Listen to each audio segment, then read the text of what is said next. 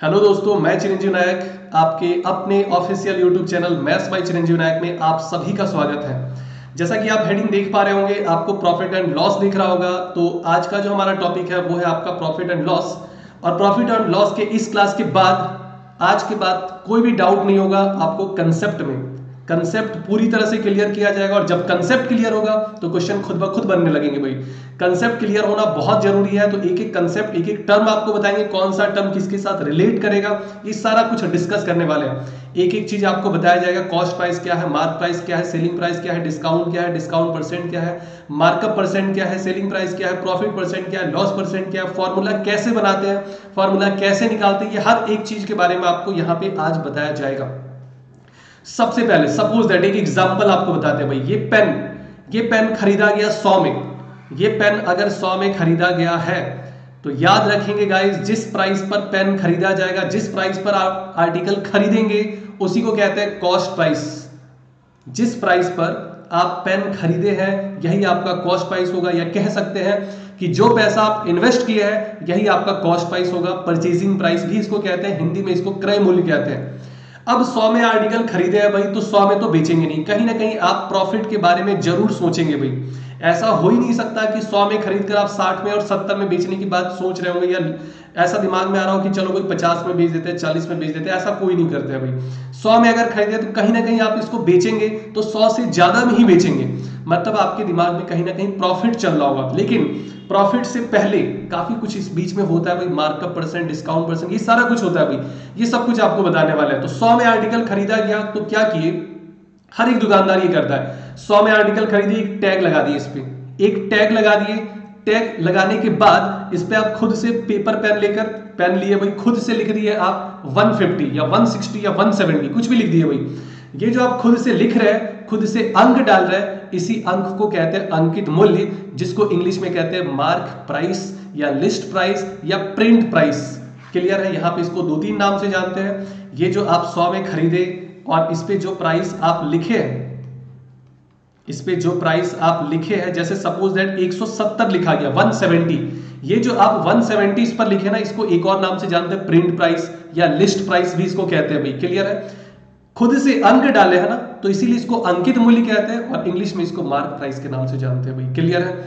तो mark price clear हो गया होगा, कॉस्ट प्राइस क्लियर, ये दो टर्म क्लियर है। एक चीज आप आपको यहां से बताना चाहेंगे कि कभी भी ऐसा नहीं हो सकता है कि 100 में खरीदकर आप 60 लिख रहे हैं या 70 का टैग लगा रहे हैं। ऐसा क्यों करेंगे भाई? ऐसा कोई नहीं कर सकता है। इसका मतलब यहां से साफ साफ क्लियर हो चुका है कि मार्क प्राइस जो होगा वो कॉस्ट प्राइस से आपका बड़ा होगा। Mark price is always greater than cost price, ये पक्का कंफर्म है। हर एक क्वेश्चन में कोई सा भी बुक उठा के देख लो, कोई सा भी एग्जांपल उठा के देख लो, हर एक क्वेश्चन में आपको मार्क प्राइस कॉस्ट प्राइस से बड़ा ही दिखेगा। ये कंफर्म पूरा गारंटी है। ठीक है? 100 में खरीदे, 170 लिख दिए, तो 100 में खरीदकर 170 जो आप लिखे हैं, कहीं ना कहीं आप ज्यादा लिखे हैं, कहीं ना कहीं आप ज्यादा लिखे हैं। तो कितना परसेंट ज्यादा लिखे हैं? तो 70% ज्यादा लिखा गया। ये जो 70% ज्यादा लिखे हैं इसी को कहते हैं मार्कअप परसेंट। क्लियर है? एक टर्म आपके पास और आ गया, मार्कअप और देखो, मार्कअप परसेंट अलग चीज है, मार्क प्राइस अलग चीज है। मार्कअप परसेंट का मतलब कितना परसेंट आप अधिक लिख रहे हैं, और मार्क प्राइस का मतलब आप उस पर कितना लिख रहे हैं। दोनों चीजें क्लियर होगा भाई, दोनों अलग अलग चीज है। मार्क मतलब लिखना, अप का मतलब कितना अधिक लिख रहे हैं आप उस पर, यही है मार्कअप परसेंट। अभी क्या हुआ, 100 में खरीदे, 70% बढ़ाकर 170 लिख दिए। अब आपको भी एक चीज अच्छे से पता होगा, जहां पे डिस्काउंट का बोर्ड लगा होता है उस दुकान में आप लोग जाना पसंद करते हैं, हाँ है ना? डिस्काउंट का बोर्ड देखते ही आपके दिमाग में आता होगा, अच्छा यहाँ तो कहीं ना कुछ प्राइस कम किया जाएगा, कम प्राइस पे आपको आर्टिकल मिलने वाला है। तो चलो भाई ऐसा करते हैं, अपनी मर्जी से डिस्काउंट कुछ भी रख देते हैं भाई, 30% रख देते हैं डिस्काउंट। अब सपोज दैट मान लो भाई आप कस्टमर हो, आप गए दुकान में, देखिए भाई एक आपको मान लो सपोज दैट एक मोबाइल ही लेना था भाई, एक मोबाइल लेना है। इस पे आप देखे कि भाई मार्क प्राइस तो इस पे 170 लिखा हुआ है, 170 है। अब आप दुकानदार से जाके पूछ रहे हो, भैया ये बता दो कि ये पेन आप कितने में खरीदे हो, क्या वो प्राइस ये बताएगा भाई? ऐसा तो नहीं है कि आप जबरदस्ती उनसे पूछ रहे, भैया ये बताओ आप कितने में खरीदे हो, और दुकानदार भी कितना भोला वो आपको बता दिया कि 100 में खरीदे हैं, 30% का डिस्काउंट चल रहा है, आप 70 दे दो भैया।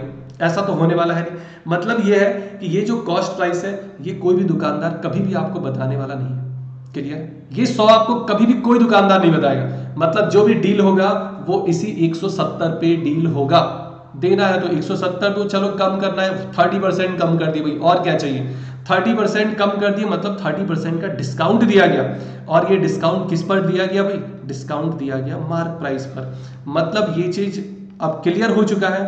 अब आपको पूछने की जरूरत नहीं है कि सर डिस्काउंट, बच्चों के मन में बहुत ज्यादा डाउट होता है कि सर डिस्काउंट किस पे दिया जाता है, सर क्वेश्चन में तो लिखा ही नहीं है। क्वेश्चन में लिखा हो या ना लिखा हो, डिस्काउंट हमेशा मार्क प्राइस पर ही दिया जाएगा। Discount is always given on the mark price. उम्मीद है ये क्लियर होगा भाई। 30% 17 3 51 हो गया, 51 कम कर दो भाई तो क्या हो जाएगा 119 में इसको बेचा गया, और जिस प्राइस पर बेचते हैं उसी को क्या कहते हैं भाई, सेलिंग प्राइस कहते हैं। सेलिंग प्राइस कहते हैं। अब आप क्या करेंगे भाई, प्रॉफिट और लॉस का कंपेयर करेंगे।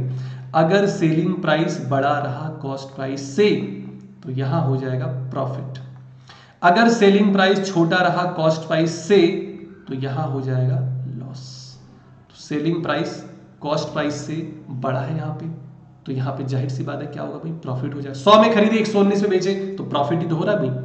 क्लियर है यहाँ तक। तो यहाँ से सारा टर्म आपको क्लियर हो चुका है। Cost price clear, markup percent clear, mark price clear, discount percent clear, discount clear, selling price clear, profit percent clear, profit clear, loss percent, हर एक चीज अब आपको यहाँ से क्लियर हो रहा होगा इस एग्जाम्पल के माध्यम से। अब आपको आगे मैं बताना चाहूंगा कि आखिर अलग अलग फॉर्मूला ये जो रखते हैं हम लोग, profit percent, markup percent, discount percent, कोई ऐसा निचोड़ दिया जाए जिससे एक ही कंसेप्ट से सारे फॉर्मूले निकल जाए, है ना भाई। तो इसके लिए सबसे पहले आपको बता दें कि आपको ये कंसेप्ट जानना तो खैर जरूरी है, प्लस एक चीज और आपको जानना है। सबसे पहले आर्टिकल खरीदेंगे, फिर इस पर कुछ लिखेंगे, फिर इस पर बेचेंगे। आप ये क्रम देखो भाई, सीरीज देखो, पहले खरीदा, फिर इस पर कुछ लिखा गया, फिर इसको बेचा गया, इसी क्रम में। ऐसा तो नहीं हो सकता है भाई कि आप पहले ही गए दुकान और उस पर लिखना स्टार्ट कर दिए, पहले ही टैग लगा दिए, दुकानदार से पहले जाके कह रहे हो भैया आर्टिकल खरीदेंगे, तब जब आप इस पर टैग लगाने दोगे तो वो तो आर्टिकल देगा नहीं। क्यों? क्योंकि उसको भरोसा है नहीं आप पे कि आप पता नहीं टैग लगाने के बाद आप लेंगे कि नहीं लेंगे, है ना भाई। तो सबसे पहले आपको खरीदना पड़ेगा, फिर आपकी मर्जी है टैग कितने का लगाओ, फिर आपकी मर्जी कितने का डिस्काउंट देके आप उसको बेच दो। आगे बढ़ते हैं। अब आप ध्यान से देखिए, सीपी, एसपी और एमआरपी अभी क्रम में लिखा नहीं गया है, खैर आपको क्रम तो पता ही है, तो ऐसे लिखने की जरूरत तो है नहीं भाई, ठीक है। ठीक, अब आप ध्यान से समझिए। अगर आपसे बोला जाए कि प्रॉफिट परसेंट निकालने के लिए क्या क्या चाहिए भाई, इन तीनों में क्या क्या जरूरत पड़ने वाला है प्रॉफिट परसेंट निकालने के लिए, तो आप कहेंगे भैया प्रॉफिट परसेंट निकालने के लिए सिर्फ ये पता चल जाए कि कितने में खरीदा गया है और कितने में बेचा गया। बस अगर इतना पता चल गया तो प्रॉफिट परसेंट आपके हाथ में है भाई। क्लियर है? कितने में खरीदे और कितने में बेचे। अगर प्रॉफिट हो रहा है तो ऊपर में प्रॉफिट रखेंगे, नीचे में क्या रखेंगे, ये सबसे बड़ा कंफ्यूजन करता है बच्चों को कि सर नीचे में क्या रखा जाए, क्यों रखा जाए, सर क्या रीजन है कि नीचे में कॉस्ट प्राइस रखे या नीचे में सेलिंग प्राइस रखे। ये सारा रीजन अभी आपको बताने वाले भाई, तो ध्यान से समझना। एक चीज आप याद रखना, नीचे में ना कॉस्ट प्राइस, ना सेलिंग प्राइस, ना मार्क प्राइस, नीचे में सिर्फ और सिर्फ इनिशियल वैल्यू रखना है। जो चीज बता रहे ये चीज आप दिमाग में फिक्स कर लो, नीचे में सिर्फ और सिर्फ इनिशियल वैल्यू, जो इनिशियल होगा वही नीचे में आएगा हमेशा हर फॉर्मूले में। तो आप बताओ पहले खरीदेंगे फिर बेचेंगे, या फिर पहले बेचेंगे फिर उसके घर जाके उसको बोलेंगे खरीदना है भाई। बेचने के लिए भी तो आर्टिकल होना चाहिए आपके पास, पहले आप आर्टिकल खरीदेंगे तभी तो बेच पाएंगे। इसका मतलब पहले आर्टिकल आपको खरीदना पड़ेगा, बेचने के लिए आपके पास आर्टिकल होना बहुत जरूरी है। इसका मतलब यहाँ पे कॉस्ट प्राइस इनिशियल वैल्यू है, तो ये हो जाएगा आपका नीचे में कॉस्ट प्राइस, और परसेंटेज जब भी निकालेंगे तो 100 से मल्टीप्लाई करेंगे। ये रहा प्रॉफिट परसेंट का फॉर्मूला। सेम आपका लॉस परसेंट में भी होने वाला है, ऊपर में loss initial value cost price. भाई सीधी सी बात है, खरीदो 100 में बेच दो 70 में, लॉस हो जाएगा भाई। क्लियर? अब आगे बढ़ते हैं। मार्कअप परसेंट बहुत परेशान करता है ये मार्कअप परसेंट लोगों को कि सर ये मार्कअप परसेंट आखिर है क्या। मार्कअप परसेंट आपको बता चुके हैं, सीपी और एमआरपी के बीच का डिफरेंस, कॉस्ट प्राइस और मार्क प्राइस के बीच का डिफरेंस, या कह सकते हैं कि मार्क प्राइस कॉस्ट प्राइस से कितना परसेंट अधिक है, इसी को कहते हैं मार्कअप परसेंट। तो ऊपर में रखना है मोर वाला पार्ट या डिफरेंस वाला पार्ट, एक ही चीज।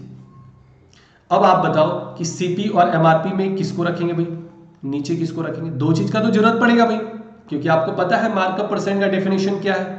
मार्कअप परसेंट का डेफिनेशन अच्छे से पता है भाई कि मार्क प्राइस कॉस्ट प्राइस से कितना परसेंट अधिक है, इसी को मार्कअप परसेंट कहते हैं। तो आप बताओ, पहले आप इसको खरीदेंगे फिर तो इस पे कुछ लिखेंगे, पहले आप खरीदेंगे तभी तो इस पे कुछ लिखेंगे, या फिर पहले गए लिखना स्टार्ट कर दिए उसके बाद बोलेंगे भाई ठीक है खरीद लेंगे? ऐसा होगा क्या कि आप किसी दुकान में जाओ पहले ही बोल दो भाई टैग लगाना, इस पे कुछ लिखना है, खुद से अंक डालना है, बाद में खरीदेंगे भाई?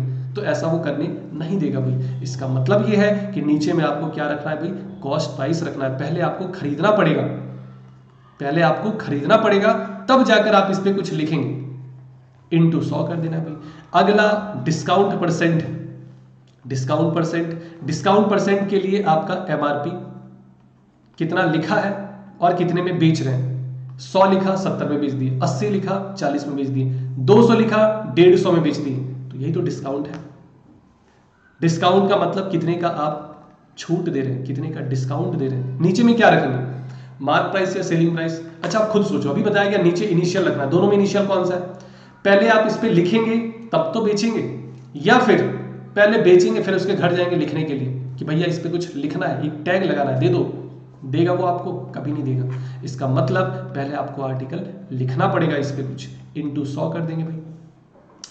ये तो हो गया भाई इनिशियल वैल्यू का कहानी। लेकिन आपको पता है एक वर्ड होता है अपवाद, है ना, एक्सेप्शन। हर एक जगह कहीं ना कुछ एक्सेप्शन है, तो यहां पे भी कुछ ना कुछ एक्सेप्शन है। वो एक्सेप्शन क्या है कि भाई एक केस ऐसा है जहां पे नीचे में आप इनिशियल वैल्यू नहीं रखेंगे। कौन सा केस ऐसा है, आइए देखते हैं अगली स्लाइड पे देखते हैं कौन सा केस ऐसा है जहां पे आप नीचे में इनिशियल वैल्यू नहीं रखेंगे। क्लियर? तो देखना ध्यान से। एक एग्जांपल लिख रहे हैं, चलो एग्जांपल नहीं लिखते, 2000 ऊपर में है, 8000 नीचे में है, इनटू में 100 है। पता है ये क्या चीज को डिनोट कर रहा है? ये कहना चाह रहा है कि 2000 8000 का कितना परसेंट है, निकल जाएगा यहां से। 2000 8000 का कितना परसेंट है। क्लियर? या फिर ये समझ लो कि 8000 में 2000 खर्च कर दिए। क्लियर है? या कह लो भाई कि 8000 में 2000 आपके पास बचा हुआ है। क्लियर? चलो आगे बढ़ते हैं। अब ध्यान से आप समझ लो क्यों ये एग्जांपल दिया गया। खरीदा गया एक आर्टिकल 8000 में, बेच दिया आप इस आर्टिकल को 10000 में। ठीक है, प्रॉफिट अगर आपसे पूछा जाए तो आप क्या बताएंगे, 2000 का। प्रॉफिट परसेंट अगर पूछा जाए, जैसे सपोज दैट एक क्वेश्चन आपके पास यहां लिखा हुआ है कि find profit percent, find profit percent. तो प्रॉफिट परसेंट निकालने के लिए आपको पता है ऊपर में कॉस्ट प्राइस, सॉरी ऊपर में प्रॉफिट, नीचे में कॉस्ट प्राइस और इनटू में 100। ये आपका जो निकल कर आएगा ये 25% निकल कर आएगा। और ये जो प्रॉफिट निकल कर आया है इसी को कहते हैं एक्चुअल प्रॉफिट। ये जो प्रॉफिट निकल कर आया है गाइस इसी को कहते हैं एक्चुअल प्रॉफिट। अगर ये एक्चुअल प्रॉफिट है तो फिर और किस टाइप का प्रॉफिट होता है? अब तो आपके दिमाग में आ गया होगा कि सर अगर ये एक्चुअल प्रॉफिट है तो फिर और प्रॉफिट का टाइप क्या है और कितने तरीके से प्रॉफिट निकालते हैं। तो सुनना ध्यान से। कभी कभी 100 150 200 क्वेश्चन जब आप लगाएंगे तो आपको 2-4 क्वेश्चन ऐसे देखने को मिलेंगे जहां पे लिखा होगा find profit percent on SP. Profit percent calculate करो लेकिन सेलिंग प्राइस को नीचे में रख के कैलकुलेट करो। क्लियर है? ठीक है भाई, करते हैं। तो प्रॉफिट परसेंट, ऊपर में प्रॉफिट, इस बार कह रहा है कि नीचे में भैया सेलिंग प्राइस ही रखना, नीचे में 8000 मत रखना। अगर वो कह रहा है तो फिर आप सेलिंग प्राइस रखेंगे, अदरवाइज आप हमेशा इनिशियल वैल्यू रख के काम चलाएंगे। अगर वो कह रहा है कि नीचे सेलिंग प्राइस रखो तो नीचे आपको सेलिंग प्राइस ही रखना है। तो ये आ जाएगा भाई आपका 20%, इसी को कहते हैं प्रॉफिट ऑन एसपी। क्वेश्चन क्या होगा, कभी कभी आपको कॉस्ट प्राइस वाला प्रॉफिट दिया जाएगा, सेलिंग प्राइस वाला प्रॉफिट पूछा जाएगा। सपोज दैट कि कॉस्ट प्राइस पे प्रॉफिट हो रहा है 25% का, सेलिंग प्राइस पे प्रॉफिट आपको बताना है, या सेलिंग प्राइस वाला देकर कॉस्ट प्राइस वाला आपसे पूछ लिया जाएगा। भाई कैसे निकालेंगे, एक शॉर्टकट्स आपको मेथड बताते हैं, ध्यान से देखो। इसका फ्रैक्शन वैल्यू क्या होता है? आप कहेंगे 1/4 होता है सर। बस ऊपर वाला 1 नीचे जोड़ दो, आंसर डायरेक्ट आ जाएगा भाई, बस इतना ही करना है। 1/5 तो आपको पता ही होगा ना, ये रहा आंसर, शॉर्टकट है इसका। ये शॉर्टकट आप परसेंटेज में भी देखे होंगे, परसेंटेज में भी अप्लाई होता है, कई टाइप के क्वेश्चन में अप्लाई होता है। उम्मीद है आप यहां से कंसेप्ट तो समझ गए होंगे भाई, कंसेप्ट में कोई दिक्कत कष्ट परेशानी नहीं हो रहा होगा भाई। उम्मीद है यहां तक आज सभी को समझ में आया होगा। और नेक्स्ट क्लास में हम लोग मिलेंगे कुछ अच्छे क्वेश्चन के साथ, इसमें और भी कुछ कंसेप्ट बताने हैं, डिस्काउंट से रिलेटेड कंसेप्ट बताने हैं, वो हम लोग अगले सेशन में देखेंगे। तब तक के लिए tata bye bye, good night, take care, sweet dream, thank you.